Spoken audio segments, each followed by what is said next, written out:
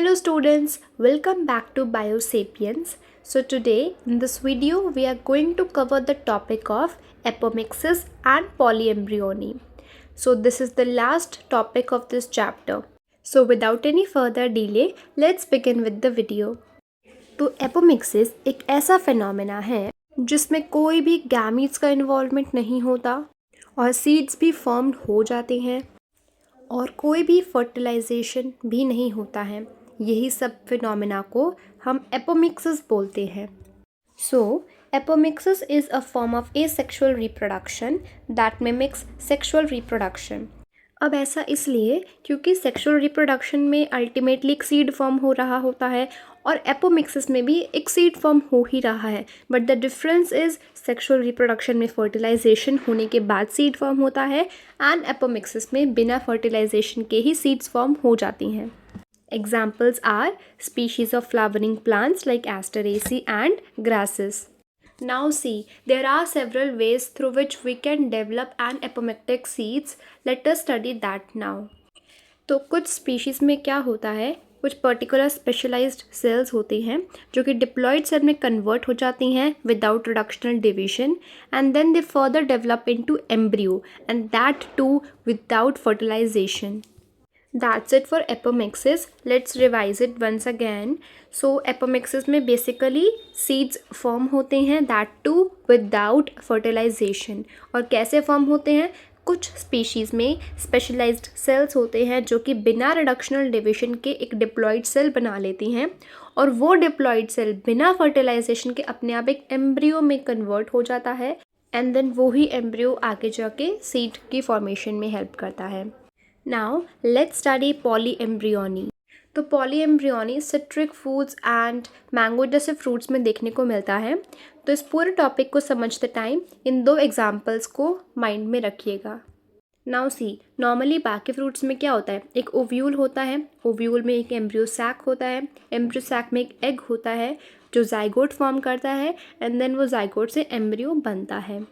But polyembryony के case में क्या होता है, जो न्यूसेलर सेल्स होते हैं, I hope you all know what is nucellus, जो कि एम्ब्रियो सैक को सराउंड करता है न्यूसेलस, उसके सेल्स को हम बोलते हैं न्यूसेलर सेल्स. तो न्यूसेलर सेल्स डिवाइड होता है एंड एम्ब्रियो सैक के अंदर प्रोट्यूड हो जाता है एंड देन वो न्यूसेलर सेल्स भी एम्ब्रियो में कन्वर्ट हो जाती हैं.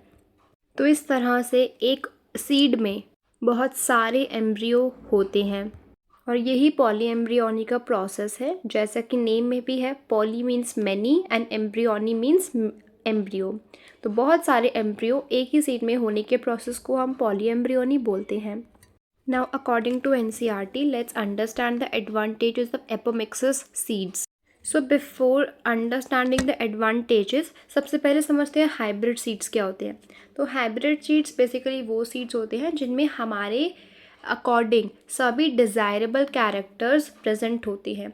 तो ऐसी हाइब्रिड वेराइटीज़ के जो फ्रूट्स एंड वेजिटेबल क्रॉप्स होते हैं उनको बहुत ज़्यादा कल्टीवेट किया जाता है और इस कल्टीवेशन ऑफ हाइब्रिड सीड्स की वजह से बहुत ज़्यादा प्रोडक्टिविटी भी इंक्रीज़ हुई है. But as per the saying every advantages comes with the disadvantage. तो हाइब्रिड सीड्स के साथ भी कुछ ना कुछ प्रॉब्लम्स हैं. The first problem is that it has to be produced every year.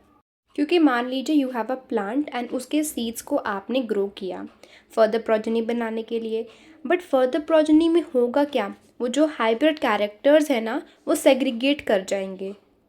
यानी कि अब जो आगे प्लांट बनेगा उस एक पर्टिकुलर प्लांट में वो सारे डिज़ायरेबल चेंजेस नहीं होंगे जो हमारे पहले प्लांट में थे. एंड ऑल्सो हाइब्रिड सीड्स का प्रोडक्शन बहुत ही ज़्यादा कॉस्टली है, इसीलिए ये सब फार्मर्स के लिए बहुत एक्सपेंसिव हो जाता है कि हर साल हाइब्रिड सीड्स को प्रोड्यूस करें. And that's why hybrid seeds के एडवांटेजेस होने के बाद भी इतनी सब प्रॉब्लम्स की वजह से फार्मर्स हाइब्रिड सीड्स को यूज़ नहीं कर सकते हैं. तो एग्जैक्टली प्रॉब्लम ये आ रहा था कि हाइब्रिड कैरेक्टर लॉस्ट हो रहे हैं, right. And what was the reason, क्योंकि फर्टिलाइजेशन हो रहा था. फर्टिलाइजेशन होने की वजह से ही तो हाइब्रिड कैरेक्टर सेग्रीगेट हो रहे थे. देन सोल्यूशन ये निकला कि हाइब्रिड सीड्स को एपोमिक्टिक सीड्स में कन्वर्ट कर दिया जाए. अब एपोमिक्टिक सीड्स की खासियत क्या है कि एपोमिक्टिक सीड्स में कोई फर्टिलाइजेशन ही नहीं होता है. तो सोचिए, अगर फर्टिलाइजेशन नहीं होगा तो क्या हाइब्रिड कैरेक्टर्स लॉस्ट होंगे? And the answer to this question is no. The hybrid characters will not be lost. And there will be no segregation of characters in hybrid progeny. And in this way, the farmers can keep on using the hybrid seeds to raise new crop year after year. And he does not need to buy hybrid seeds every year. That's all for today's video. Don't forget to like, share and subscribe to my channel. Thanks for watching.